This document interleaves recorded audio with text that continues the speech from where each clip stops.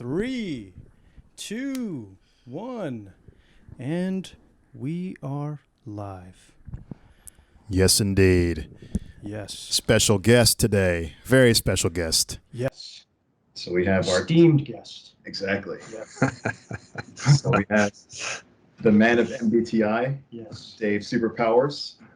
Welcome, Dave. Hey, thanks, guys. Great being here. Awesome. And just make sure you guys subscribe to our channel, Eigenbros, and check out our Twitter at Eigenbros. You can find us on Apple, Spotify, Google Play, all that stuff. And then, of course, also subscribe to Sir Dave at Dave Superpowers, his channel. Mm-hmm. Dave, did you have anything else you wanted to plug there? No, that's the one. Start with the YouTube channel. Get you going nice and easy first. Yeah. Yeah. Sounds good. Cool. Thanks for having us, or thanks for being here, Dave. Yeah, man. Absolutely. Yeah, and your patience. Little technical difficulties Yeah, as usual. yeah. But we got it going. So Yeah. So yeah. Like Terrence was saying, we've discussed MBTI on our show a couple times, and it's gotten people were asking us like, oh, what does that really mean? Yeah. Yeah. So it's so just to kind of preface for maybe people who haven't seen us before, Mm-hmm. we're physicists, me and Juan here, and that's kind of things like MBTI and psychology and that kind of stuff is kind of like repellent for any physicist. Right. So Yeah. I feel like me and Juan, we're kind of constantly having to defend MBTI and these kind of things. Right. Yeah. Or it's like a dirty thing to talk about. It's like you might as well be yeah. talking about astrology. Yeah. Yeah. And rightfully so. I'm definitely more on the science side now. I'm like, I will join a good Myers-Briggs ass kicking any time of the day. Like there's so much pseudoscience in that whole arena. So yeah, I totally get it. Okay. Exactly. So that's actually one of the reasons why we chose you here, Dave. I know that you have a system here where you've been trying to make MBTI, or I guess you guys have almost a new system, but it's based on MBTI. Yeah. To be more an objective system. Yeah. Something that can be empirically tested. So I don't know if you wanted to maybe give a brief explanation of what you guys your system is. Yeah, I'll do a quick summary, kind of get a running start. So it first started with business. Like we were doing business, we were doing eBay, and we were doing selling RC planes and stuff like that online. And we had dabbled in personality types. I mean, who hasn't, And we weren't super scientific. We're just young kids kind of starting off. So we didn't really care, we're just trying to figure out what works for business. And so we were doing the personality type stuff just kind of for fun as a hobby, not taking it seriously. But we started to see it kind of work a little bit in sales. And that's where we got a little bit more interested over the years, because our group of the RC airplane guys are mostly ISTJ. So, according to our self-typing, reading the profiles off the internet, like that matches up. They're about like these guys, focused, controlling into the details, repetitive, have a hard time understanding. And, we're like, okay, that matches up. And so over the years, we started to use it for sales. We noticed that if we would direct our material more towards that line of thinking, the SITE, that the sales would go up. And then once we would do what we wanted to do, the sales would go down. And so we had this like very primitive objective measure of sales, which is very painful. Like to go, I want to do it this way. And then you do it that way and you get penalized, and you go the other way and it works. So it's like, okay, there does seem to be some kind of measure here. And we had done an early Dave Superpowers YouTube Myers-Briggs channel because we were kind of just trying to save the space, because we got started in YouTube in 2008. Things were just really early back then, so we knew it was like a real estate grab, and so we wanted to get that spot reserved. So we did some videos for a year or so and then disappeared. And during those years, 2012, 13, 14, we're like, screw this Myers-Briggs stuff. There's more and more science coming out that it really is not scientific, because now we're getting older. We're trying to do things more right, understanding business, understanding science, kind of growing out of a lot of the childish stuff that we believed in when we were younger. So I mean, it was right there on the chopping block. And then it was an emotional release of like, I don't really care. I don't care if this is real or not. It's no I got other things going on in life. But we just kind of took a thing of like, we had got so many things to work in the RC world, not only with the early YouTube channel, but getting certain kind of planes to fly that were very challenging, things that were supposedly impossible to do in the industry that we were able to figure out how to do. And we're like, why not? Why not see if we can somehow objectively measure personality type, even though it's impossible and it's never been done? And, why the hell not just give it a shot, right? And we started to get, well, let's back up. we started to objectively measure it and just got a complete failure like everybody else. We would do the double blind test where we would go, what type do you think Johnny is? And I would come up with this type and Sham would come up with that type. And it was like rolling the dice, like, just like they said, and we're like, okay. And then we just kind of sat on that for a while. And then we're like, all right, what if we define the terms more? Then we started playing that game and we started to get a little bit of traction again, where we started to hit 60%. And then that kind of, then now our kind of focus started coming over like, okay, wait a minute, this is now becoming a little bit more interesting. So it was a long, slow process of defining terms and then playing the practice game, doing hundreds of reps of typing people and enjoying the failure of getting it wrong. And then from there, we discovered that Carl Jung's original 8 functions and therefore Myers-Briggs 16 types, that it was a fractal. And Carl Jung actually talked about this, that they would start to unfold. So all of a sudden we realized of the 16 types, say you had an ISTJ, there's actually 2 kinds of ISTJs. There was the standard Myers-Briggs one, and then there was the self-above tribe version. And once we saw that split, now we were typing in it's like you had a more resolution rather than like 16 megabytes, you now had 32. So you get a little bit more clarity and accuracy, but you could also, you got to really work that precision. And then it just went from there. Then it went from 32 to 64 and all the way up. And that was the game. And then just along the way, it was just like, is this really happening? Are we really tracking this stuff? Yeah. So that's where we are now. I mean, we've kind of gone live 2018. I would say too early. We're kind of doing a Gary Vaynerchuk style where we're kind of documenting the process. Like if we had it my way, we would come out with this stuff 10 years from now when we have everything settled, staff built up and all. But now we're just like, the hell with it. Like, why not have people along the way in the journey? We know how to play the social media game and have fun with it. So that's where we're at now, man. Yeah. Cool. Yeah. Yeah, I definitely got the sense that you guys like to have things kind of completed, or at least you, Dave. Yeah. And I always wanted to get access to your system.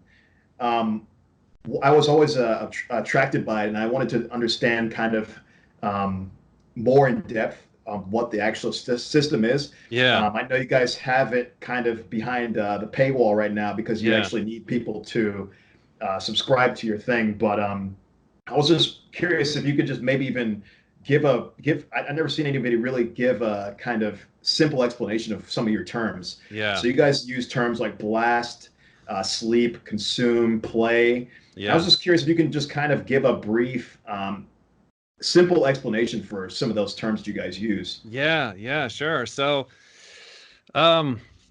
it's just a whole kind of thing that builds on itself. So you start with the four letters, the four, quarters of the brain. You got thinking, feeling, intuition, and sensing. And these are just binary coins, 2 deciders, 2 observers. And they're very simple, very basic. Carl Jung's kind of original observations, And then from there, you're just adding the next level of an introvert or extroverted charge to them.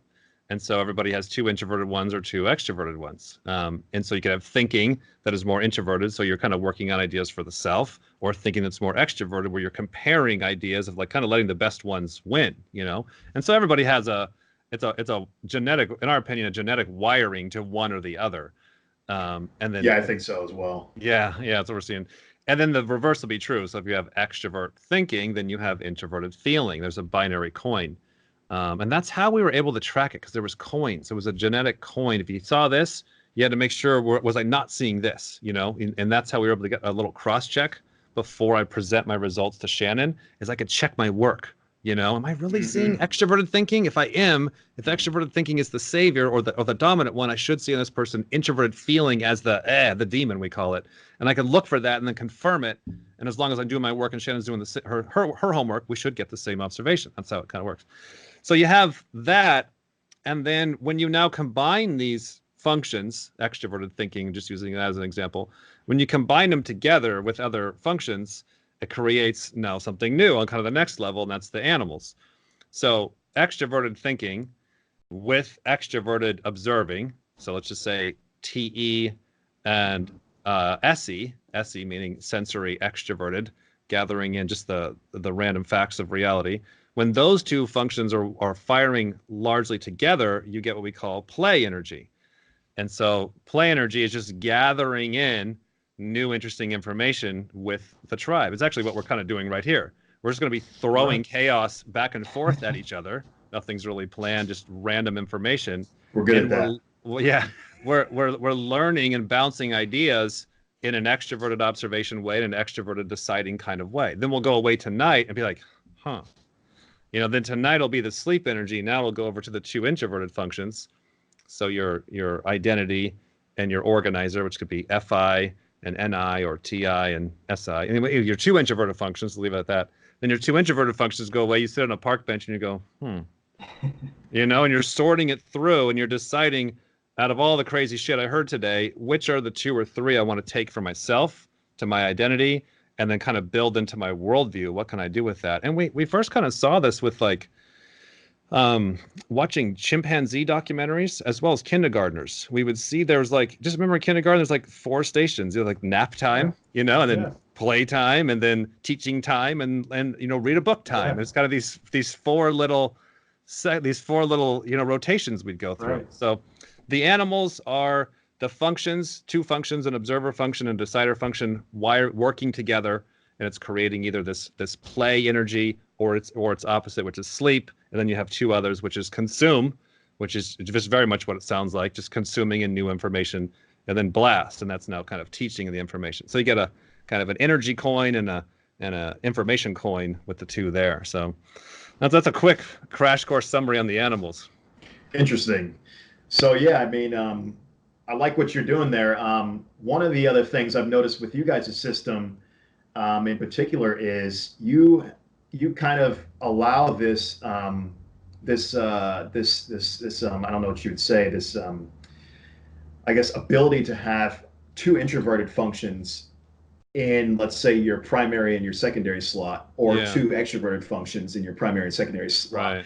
Of course, I know you had some other interviews where you've discussed this, but I was curious, they say that this is like an unhealthy state or something. Right, looping, Yeah, so how, and of course, I'm sure you wouldn't have just done that if it was just, a random thought, but how do you kind of justify having that where you have the introverted and introverted functions side by side, or vice versa? Yeah, that's such a good question. So the thing that, like, we couldn't see that, because I remember looping early on in the Myers-Briggs community, where you would talk about like people like kind of in a double introverted state. You're like, okay, what the hell's wrong with that guy? They're on right. It's too long, just doing one of these to the world, and that seems very negative.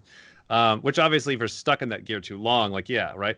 But then the reverse will be true. Somebody who's like in a double extroverted state, or almost like an ADD state, too long. It's like, okay, come back to balance, right? And so we couldn't really tell. There's so many different ways to interpret that. Like if you're watching somebody. It was coming across Tony Robbins's 4 human needs and realizing that they were an overlap with Carl Jung's original 4 functions. When realizing like when you combine TE and FE, the 2 extroverted tribe functions, they're both just doing the same thing. They're like someone's need for tribe validation. I mean, so again, like a podcast, you're wanting to take something from your inner world and share it with the tribe, and all 3 of us are wanting to, in an extreme conscious way or unconscious way, wanting other people to enjoy it and like it and get something from it. And we all have that human need, So Tony Robbins is like really good at dialing in on that and seeing that. And then there's a reverse of that, your identity, and then you get the pull between the 2, who I am versus helping the tribe. Those will fight with each other. So we noticed that Tony Robbins' 4 human needs of like tribe validation, or identity, and then the observation ones, the desire to have new information and the desire to organize information. Everybody wants a good balance of control, chaos in life. We realized it was the same observations that Carl Jung had. And so when we matched those 2 up again, we realized another kind of a cross-check. So for example, we would come across these INTJs, and I'm an INTJ, and my business partner was an INTJ, but he was the normal Myers-Briggs INTJ that was NITE, and therefore he had that TE savior, and he was tribe above self. So he would care more about the tribe first normally, and then he would go consult his opinion. So it was like a pure coincidence that we had me and him that were both INTJs, but we were a switch.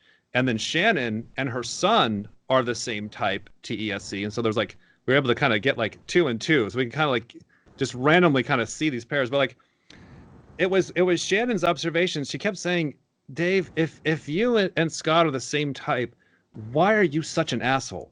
Why is he such a desperate idiot? You know, and like it was something that we could never reconcile because him and I were the same.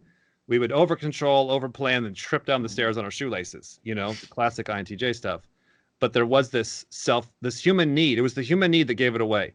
That Dave was definitely a self. I'm looking at my opinion first before the tribe. And that's when we realized, wait, is that then FI or is Dave NI-FI? And then we looked at Shannon and we're like, you're a chaos monkey. You're not organizing. You're not doing TENI. You are pure nonstop chaos. You're TESE. And that was the human need. Then all of a sudden your eyes are open. You're like, that's what's wrong with you. Now you can kind of see it. So we're going off the human needs of we're looking at of a person's really their human needs. And then from there, you can see the function second. It's too hard to tell the thinking, the feeling. You're looking at, is this person a lead gatherer or a lead organizer? Is this person a lead self or a lead tribe? So it was the human needs that really helped us see it, you know? Yeah. Very interesting. So you kind of took some of the, of course, the classic Jungian ideas and then kind of flipped them on its head with some Tony Robbins sprinkled in there. And then you guys kind of, I like it. You kind of were able to sift what you thought made sense. And it sounds like you had some success with that for sure. It was so ridiculous. It was so ridiculous. Like, I'm not trained for this. I'm not like above average smart or anything. I'm just the guy that will like, if you're my friend, I want to mess with you and you got a new bike, I'm going to sit there and I'm going to try every combination on that bike for months or years until I randomly get it open. Like, and that's how we did the RC airplanes is like, we would build stuff out of this foam. It was like this, it was 1/4-inch insulation foam. So you get large amounts of it for cheap. So like you didn't have to go to engineering school. You just had to have a hell of a lot of glue and a flying field, just trying over and over and over. We would just magically find these combinations based on trial and error. And that's how we did the psychology stuff. Just we threw shit at the wall just because like we just wanted to. We're like, I don't know, let's try fucking Tony Robbins' human needs and see if that matched. That was like one of like 50 stupid ideas. And they're like, and then all of a sudden we go to test it with our double blind thing. And I'm like, hey, I got a match again. And but I can't even tell you that the majority of our ideas didn't last 24 hours. We would find an inconsistency, or once we would go to test it, because we'd be like, all right, so what did you get for Jill, the neighbor, or whatever? And they would be completely opposite. It'd start to fall apart real quick. You know, it would just sift itself out. But we just freaking stumbled on it. Yeah, well, I was going to say, at least you have the brass to actually test your theories, right? Because a lot of the community falls into like pseudoscience, and then it gives a bad name to people that actually are trying to work with this. There's still people that want to build a working theory. Or at least, even hobbyists, right? There's some people that, at least for me, I started reading into this in 2009, I think, and it just kind of, I kind of stopped because, the community was like, this isn't holding up, but you're out here. A lot of magical thinking. But this is definitely why I was drawn to Dave, because it seems like he had one of the better attempts to actually trying to make this into something that is empirical. And of course, this is why, I had you on this channel too, because I want to convince more physicists that there's actually something here that makes sense, right? Yeah. Of course, there may be a lot that needs to be figured out still, but tons. But I mean, you're on the right track, and your methods sound very scientific to me. Yeah. So, it's really there's something to it. I was actually going to ask you too about your statistics. So statistically, how would you guys actually determine whether you're actually hitting the types objectively on the mark? So I know you have like some interns or something who kind of do the objective typing along with you and Shannon, the experts. Not yet, but that's in the works. Yeah. Oh, okay. How do you guys determine the statistical significance of if you actually have nailed down a type? Yeah, it's really good. So like we have no authority to say what one person's type is, because we're dealing with it on a large data set just based on raw statistics. So for example, say I'm trying to type you two guys, which by the way, I don't even have your types figured out. I don't even have my opinion, or I guess I have some parts eliminated. Okay, Juan is not Tony Robbins. Juan's not the most extroverted. You know? Yeah, no. So that's one type out of 512. And so like say I'm watching your guys' videos, I'm getting to know you, and I'm kind of working down the checklist and narrowing down to what types you guys are. Then Shan would have to take the time to do the same thing. And then from there, it's a statistical thing of like, did we get you guys of the exact same type out of 512? So that's just where it gets statistically interesting that we happen to get the same type, or often like a neighbor type. We might get a part switched around or two, but it'll be like very, very close. And so that still doesn't quite prove anything. And then there's the next layer is that, hey, we actually typed 10 people this week, and 8 or 9 of them we were just right on and or off a little bit. And it's becoming more and more rare that we're like way off. That's usually we don't have enough information and we're just rushing it, you know? So now it becomes statistically, you have like 512, like, okay, we got you out of 512. Okay, that's interesting. But then we did 10 people this week, and all 10 are close to 512. You know, so now it gets statistically even more interesting. But the most interesting thing is like then when we take your cute little smiling faces and we drop them into our Google Docs of, okay, you're number 139 and you're number, 224, whatever. And we drop you in there. And then over the years, we type more Juans and Terrences of the same type. And then all of a sudden we start to realize they have the same look. They have the same build. They wear the same shirts. They have the same health issues. They have the same body type. They have the same fears. They have the same dreams. They have the same type of spouse. They name their dog the same. And like now it's like, and then as that data builds up, once we hit about, like science stuff, like once you're hitting 10, 20, 30, 50, if you can get 50 people that are all, now you just see this beautiful spectrum. And that's where it gets spooky, because now you can, it's like, say you have a different cell phone than me, and I've never seen your cell phone before. I can go online and research 50 people that have that exact cell phone, and I could tell you little quirks about your phone. Like, hey, does that thing right there get stuck? You're like, oh, it does. How did you know that? Like, well, I looked, So right, it's like a reference manual. Yeah. Statistics, right? Statistics. Yeah. It just becomes statistics. Yeah. Yeah, it's really cool. I can tell you my doppelganger, Dave. Yeah. Have you ever listened to Death Grips? No, look it up. Okay, it's an experimental rap group, and the dude who's the lead rapper there is called MC Ride. It freaked me out the first time I ever saw him on camera. So like, this dude is like, his mannerisms and his look is like the same as me. Yeah. There's a website, twinstrangers.com. It's the same kind of deal, and we're seeing that it's exactly that because the data pool with the internet, like, when we were kids, you'd only know the people in your hometown, Right. Then you get on the internet, like, wow, there's billions of people out there, and I can actually see them. And you do run across, now that you have access to thousands and thousands of people, like, yes, you will. And everybody's had that experience, like, hey, I saw somebody at the mall that looked just like you, and now you can actually kind of track that look at. It's so true. Yeah, it's cool. So I will say, I will add something. This guy likes to pride himself in typing people. So he feels like he has a good success rate. I'm terrible at typing, by the way. I gave up. I used to date somebody who was an ITJ, and she used to make fun of me and say, "You're terrible at typing. You're not good at typing people, so stop trying." So I'm like, yeah, maybe I should. But this guy over here, he's like, by no means is my system rigorous, because I'm using the same old MBTI. Yeah. I think Dave has a lot more of a professional stance on this, right? Since he actually is developing the system himself. Yeah. But I've had good enough success where I can type people regularly. Sure. Maybe but yeah, it's probably not gonna. No, I don't think I can even share notes, because I don't have any notes. But it works for what I can do, because it's also a lot of anecdotal stuff. When I meet somebody who has a lot of the same mannerisms, as a human, humans are so good at detecting like micro expressions and things, and all these crazy little subtle things about a person that it's so hard to actually quantify that as data. Yeah, totally. So it's like go ahead. Yeah, like it's like you put a 5-year-old in front of the TV and have them watch a cartoon and be like, which one's the dumb one, which one's the smart one, which one's the male, which one's the female, which one's the masculine, which one's the feminine, or a movie or whatever. Like, you can tell, oh, that's the shifty character right there. Like, what gives them away? I don't know. Like, we just know.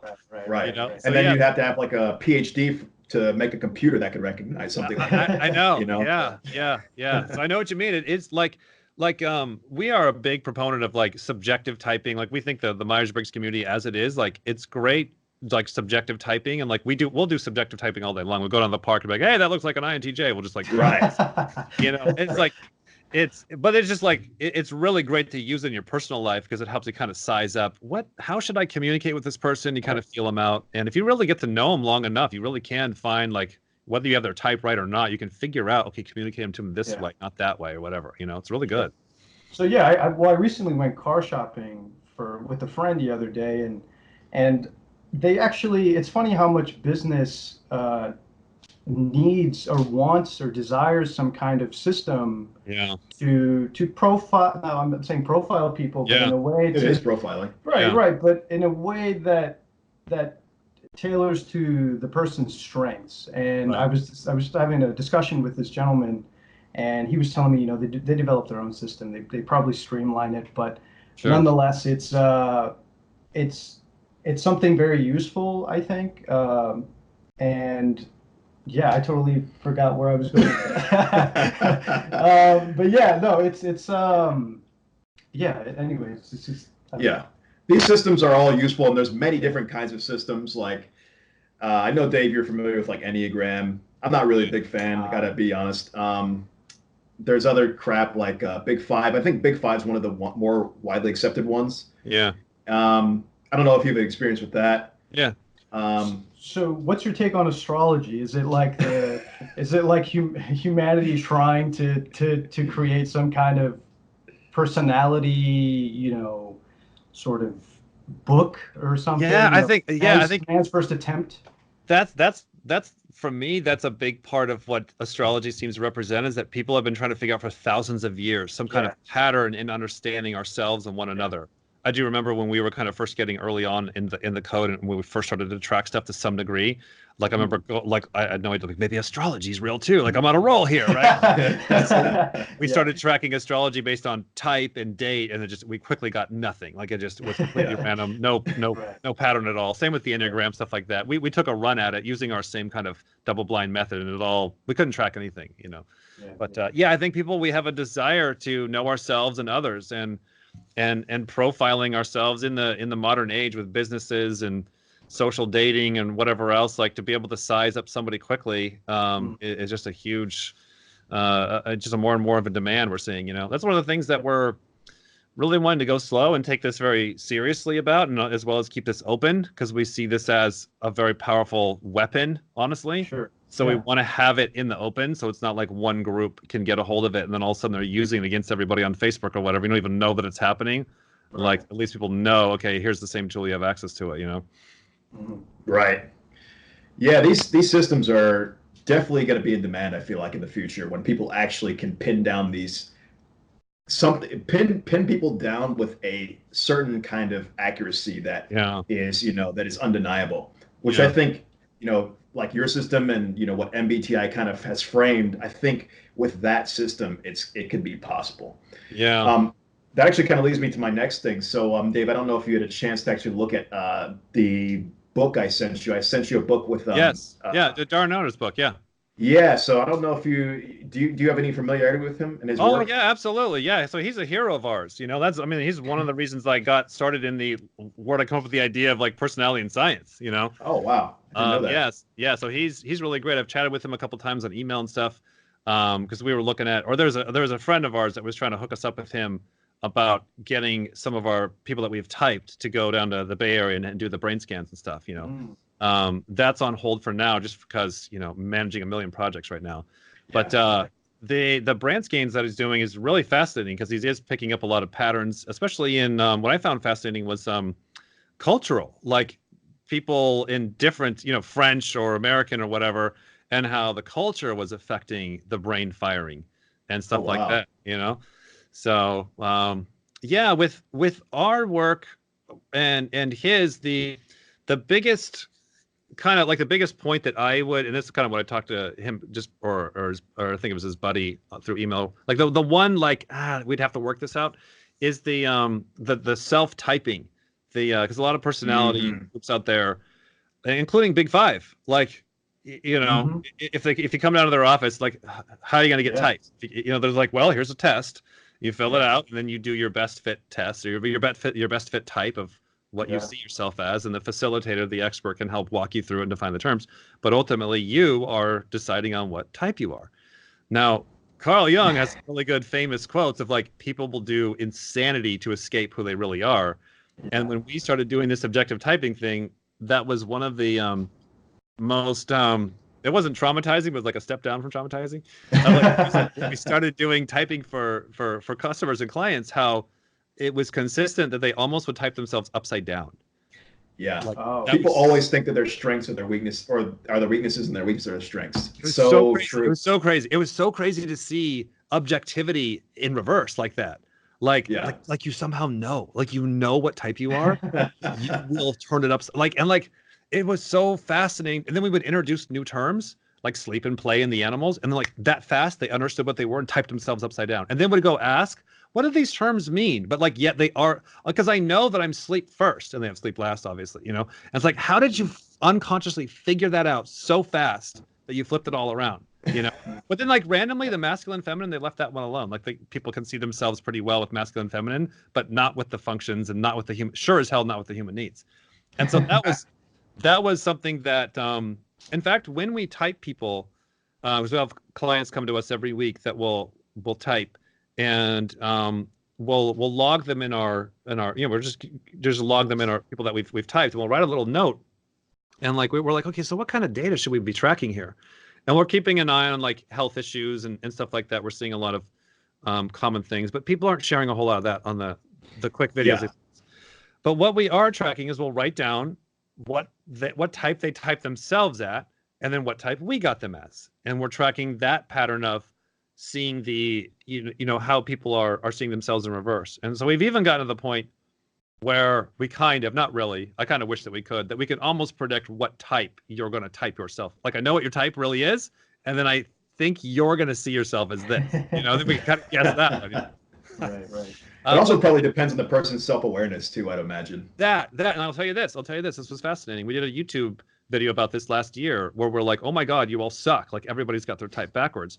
And it was like 90-something%. And I remember like going through a few months ago, and I came across that video again. I'm like, wow, it's not that way anymore. Like, as people are coming to us each week, they're getting, like, the community is getting better and better and better at it. Like, we don't see people completely upside down like we used to, because we just beat the shit out of them. Like, we're like, videos like, you suck, you're upside down, you're all fucking crazy.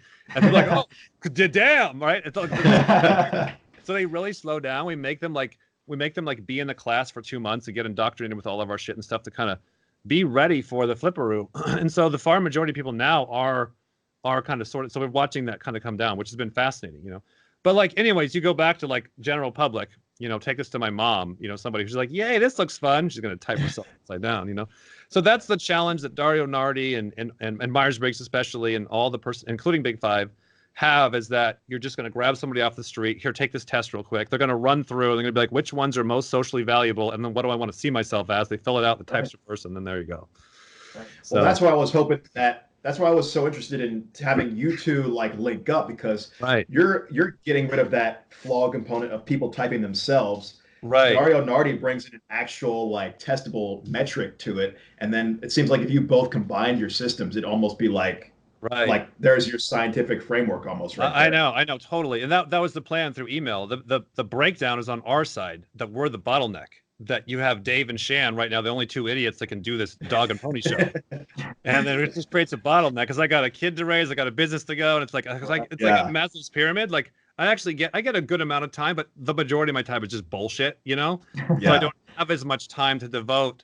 And that's ultimately why I'm like, we got to do this later, because if we get going down that road, and we're gonna start to see the results that we're expecting to see, I want to be there, or have somebody there that can really give it the time that it deserves, So we're putting our focus on getting, I'm trying to set my goals nice and low so I can meet them, getting one person hired here this year full time, because it's going to take a few years to train them how to do this, And we get that group of 10 of us that can do the objective typing. Now we can send 2 to San Francisco, and then also be able to financially pay for it, because we're working on the business as well. We want to be self-funded. It's where Big Five got stuck in the dirt for 50, how they came in the 60s. They've been stuck in the dirt for decades. A lot of that kind of stuff is funding.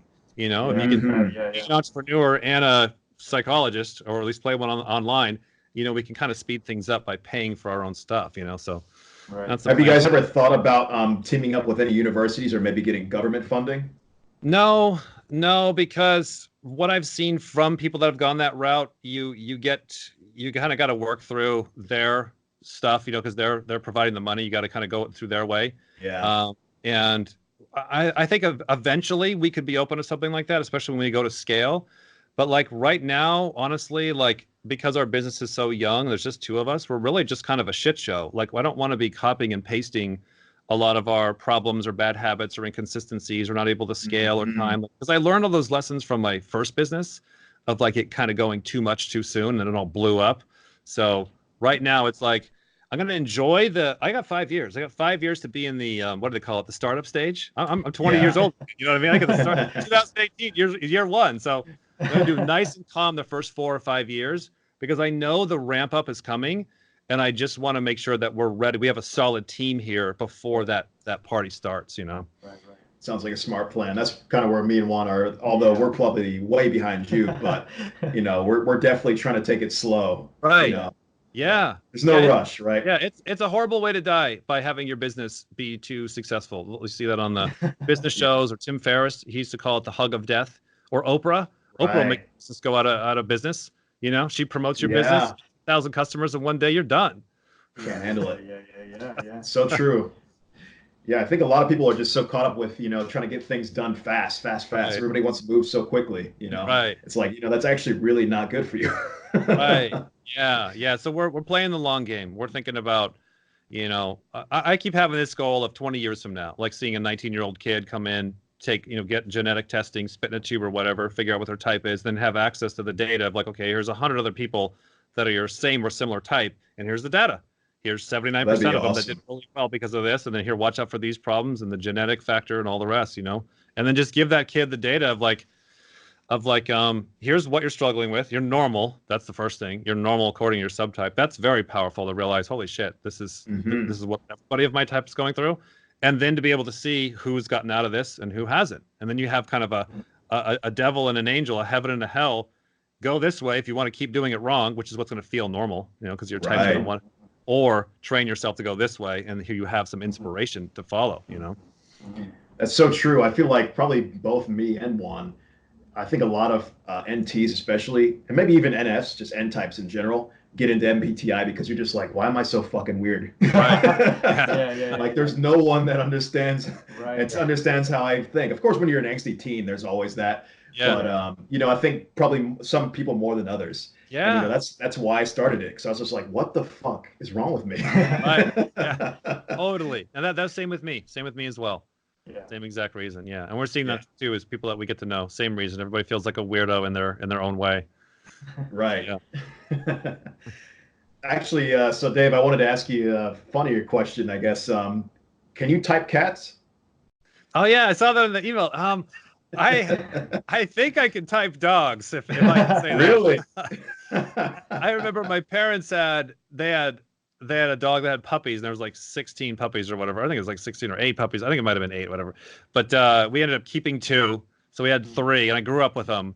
And one of them was definitely an introvert. One of them was definitely an extrovert. Like you can kind of see some distinctions between the dogs. So with cats, I've never had cats, but I'm sure if you can see some type of traits of introvert, extrovert, some will learn tricks better, some won't. I mean, I think these are kind of the basics of the traits that we're tracking. So yeah. Well, we had a discussion a while back about this, and I'm a bit skeptical because a lot of this, we're talking about animals. Yeah. Like humans develop personalities because we are social animals, right? Yeah. So throughout evolution, it became a necessity almost, and certain animal species, there's not really an evolutionary drive to say develop 16 personalities, right? So I was kind of skeptical about your notion of like animals having types, but yes. So my intuition was, I said that I think animals probably have the same personality types as humans, but what do you think, Dave? Do you think they're like do you think they would be a lesser version maybe, or like a kind of a cruder version of the types or something? Or would they have like maybe let's say 4 types as opposed to 16? I mean, or I guess Right. 512 for your system. Yeah, What would you say? yeah, that's my current guess on this. Like when we started this whole journey in psychology, we were very strong Christians. I believed in young Earth creationism. And that's where I started. You know, Kent Hovind and all the rest. And then that kind of framework and that worldview wasn't mechanically holding up to what we were finding and understanding and discovering. And so like I had to join the dark side and start to kind of let go of my literal creationism of like just things magically happen because God made it that way. And then as I started to get the understanding of like especially like fears, like how consistent people's fears were, how people's nightmares and dreams were, and this heaven and hell world that we were seeing, like more and more and more and more of that we were able to track. Like, okay, that might be a demon or a ghost, but actually we're tracking that, so probably not. And then like that would just kind of increase, and it just felt like the spirit world kind of got smaller as more things got explained. So when we finally kind of made the switch to the evolutionary theory and worldview, it gave us access to kind of simulating out different thoughts. And so once we started with, okay, let's assume we came from goddamn earthworms, and you start off with like just sensing, and that's it. Like just sensing. And then what would be the second one? Like, I don't know, feeling for self, like sensing and feeling. So very, very basic. And then you kind of get to the lizard, then you get to the cats, you know, higher up, and they've got sensing, they can sense their environment, and they have feeling, you know, if you slap them in the head, they definitely don't like that. And they do have some social interaction, like they can scare each other, they can communicate, you know, that's some FE to some degree. They can think. If you like run across a tree, they'll look for you on the other side. That's intuition as well, you know. And so you're seeing that, and then the higher ups, you know, the dolphins and the chimps. Now you're really getting some NT, and then like the humans just seem to be like the chimp that right before they ate the seed, they went, wait a minute, what if I plant this, and then I could have a whole tree next year? And now you're in a whole nother level of intuition and thinking, but you still see that in the crows and in different animals where they have some level of it, you know. So that's kind of how we're looking at it, and it's also brought us back to where a lot of our urges and a lot of the stupid stuff we do, is it because of the spirit world, or well, maybe not. Is it because of my culture? No, it's probably just because I'm just a horny fucking animal, and I'm just an aggressive, greedy monster. Maybe that's why. Like all of a sudden the math just makes sense and everything just exactly. I like it, man. I think you're definitely onto something. I'd love to see. You know, I feel like, man, if we could just get more people on board with like MBTI as a system, or at least somehow getting more interested into developing it. There's so many avenues that you could go in exploring this, and I think it would shed a lot of light into many problems that we have with just understanding ourselves. You know, and we wouldn't have to deal with so much hocus pocus bullshit all the time and thinking people are some unique snowflakes. Right. You know, it's like these things could be categorized and understood. You know, with the proper framework. If there was more interest in this, I think it would be just an amazing utility. You know, I really think it'll happen in our lifetime. Like I'm so blessed and fortunate to have a previous life of the RC world, of the business and stuff. Because I remember when we started in 2008 is when we started the YouTube channel. I started in 2004. Like, and you guys remember, like the internet was like, it was even a fad back then. It was like, it's not going to be real. It's not going to stick around. I remember a lot of the videos I did early on were like trying to convince people that the fucking internet was going to be important. Like that was my first war.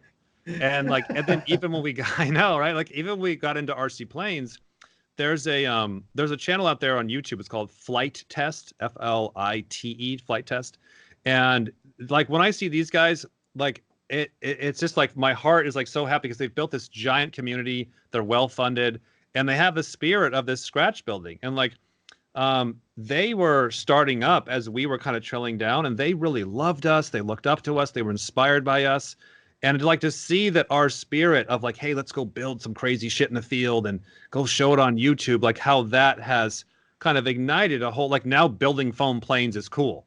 Flight Test was able to scale it. Not us. We were able to kind of get it going, but they were able to scale it.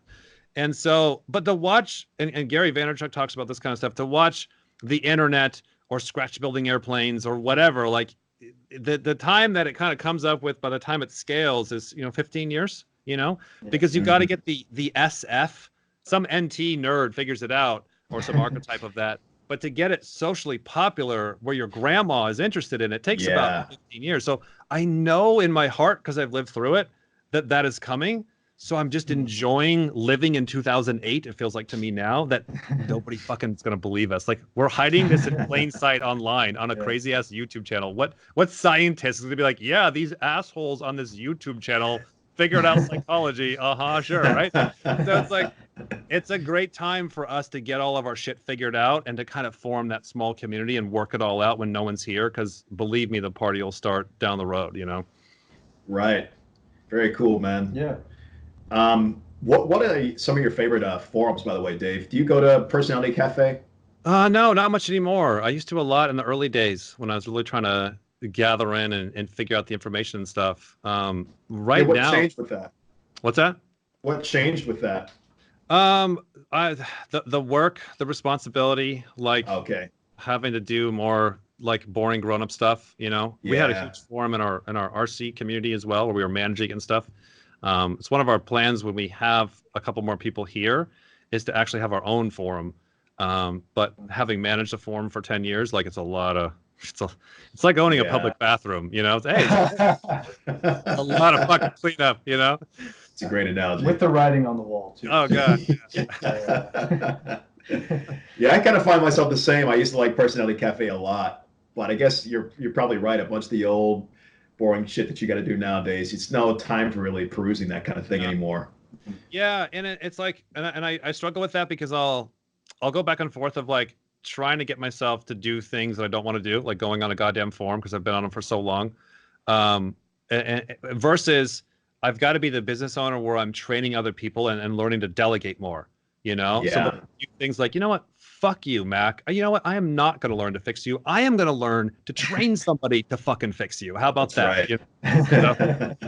That's how we build empires, right? Yeah. Yeah, let's see. What other questions did I have for you, Dave? Hold on, I'm looking at my phone here. This is one I had. If I guess you kind of answered this with the earthworm. I was going to say, if you had one function, what would that look like? I guess maybe what would you?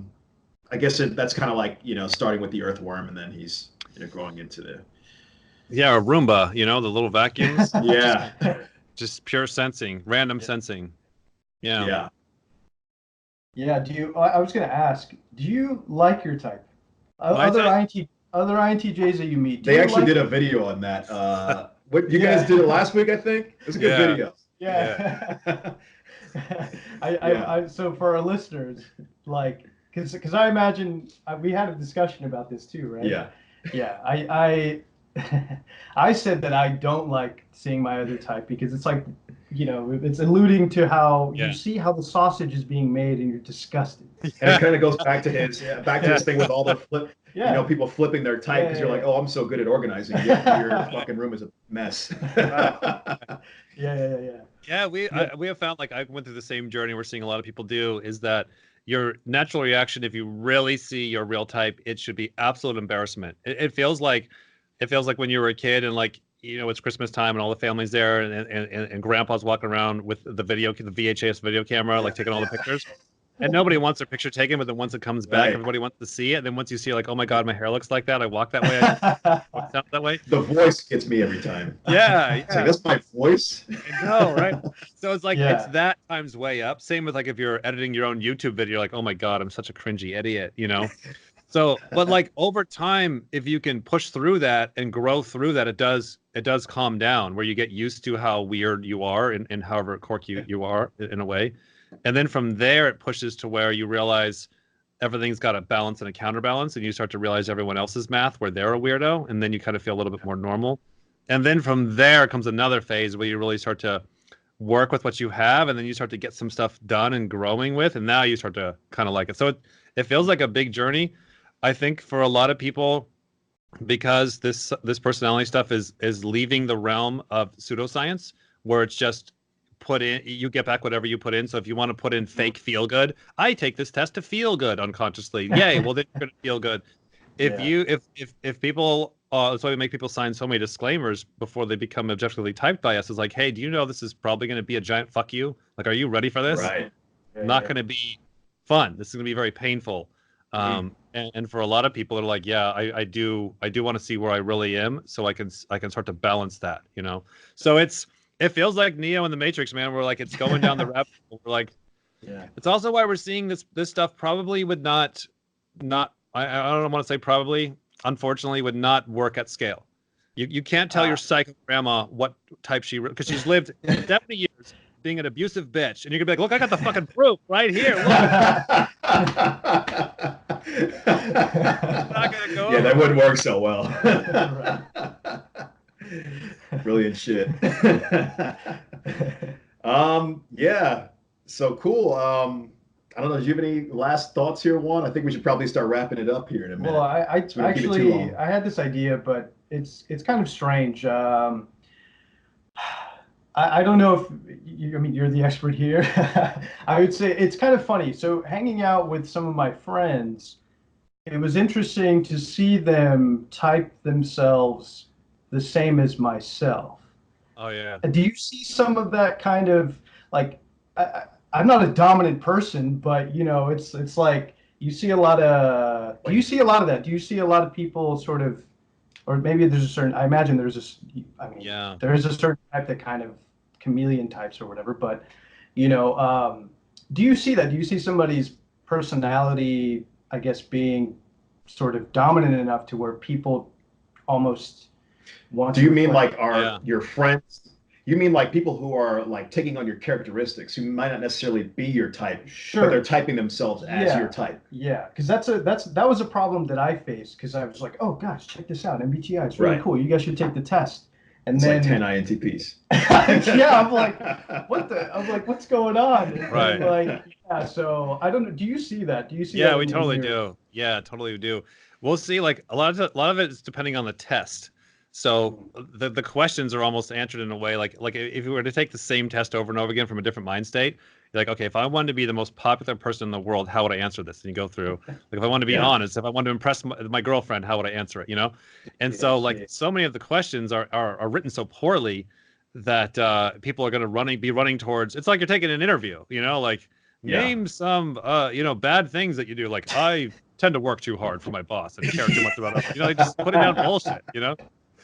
The other thing we'll see too, and we see this when we used to watch Darren Brown a lot, we would see this, how powerful this is of like advertising or influencing. Like if there's been a few articles online about INTPs or INFJs and you heard about them last week and that's fresh in your mind and anchored to positivity, it's incredible how much people will go to that. Like Shanny and I have found how easy we will influence each other. Like when we type the clients every week, like we got to be it's just kind of evolved this way that like we do not talk to each other about the clients, like because like if we talk too much, one of us will say something like, oh yeah, that really jittery guy, and then like, okay, jittery means any, oh yeah, he is kind of, you know, like, and you'll start, oh, so fast, and like you can see it happening. So somehow, some way, you know, your friends are either they like you or don't like you, or the test or don't like this, something will happen and people will sift through. Yeah, so yes, we will see weird stuff like that happening. Yeah. You know? Yeah, it's crazy. Yeah, I know, and one of those friends actually does research in psychology, and it was kind of funny to me, but a lot of these things actually I think go back to how scientifically rigorous doing psych is. A lot of the painful issues, like you're saying, is like introducing biases and not necessarily having a closed box, right?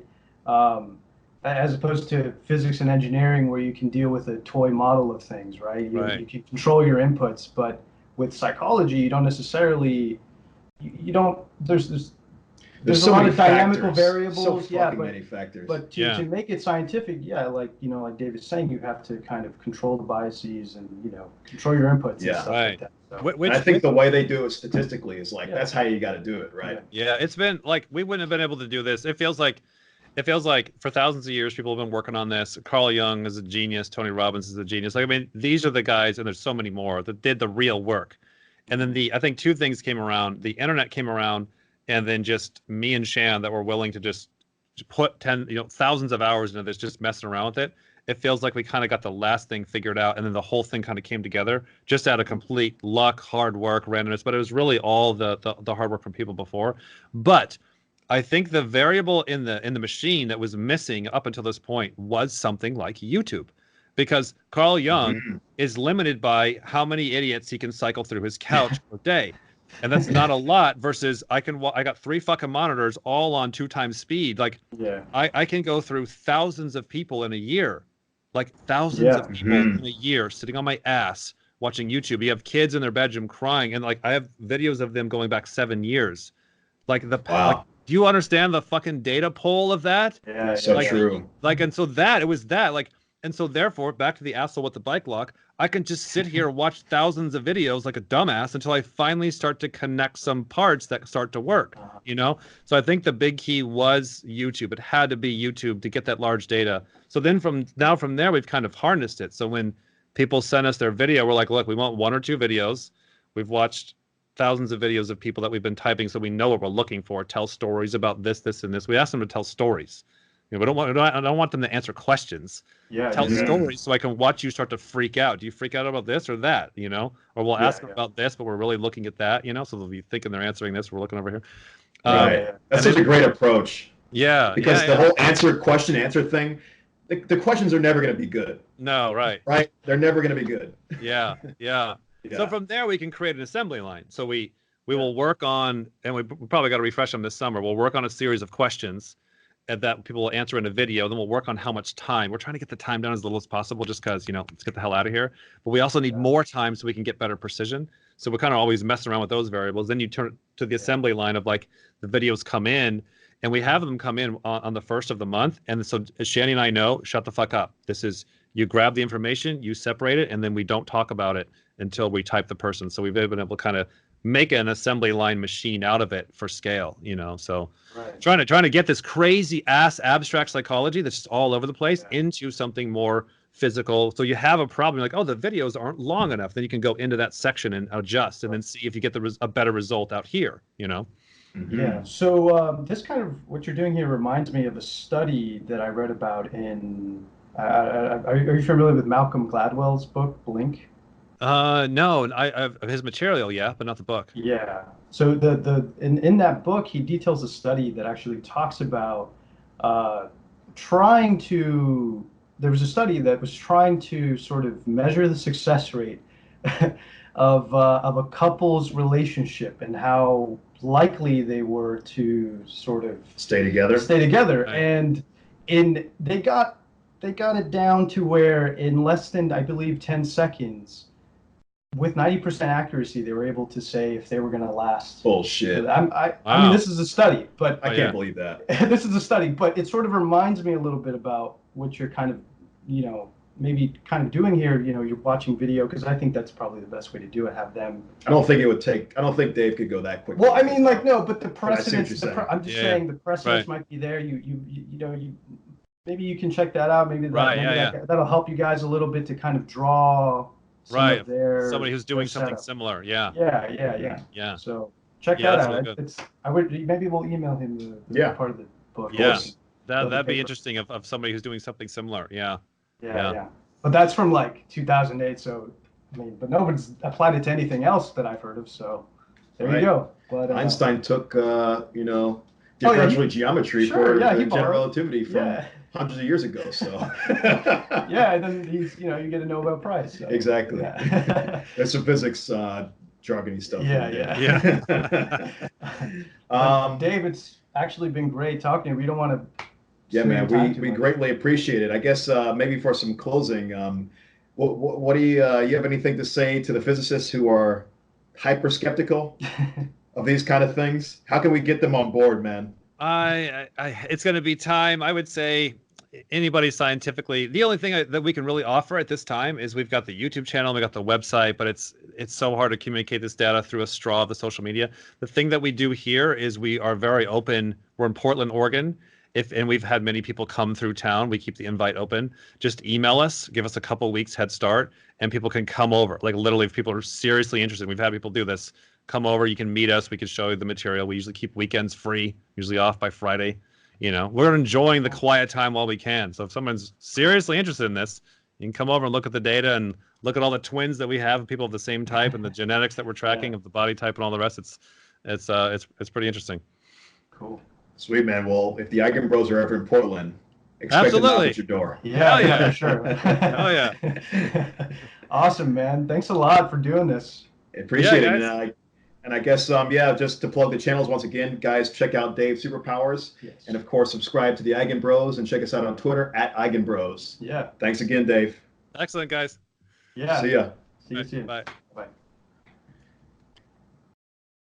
Stop. Hey, great run.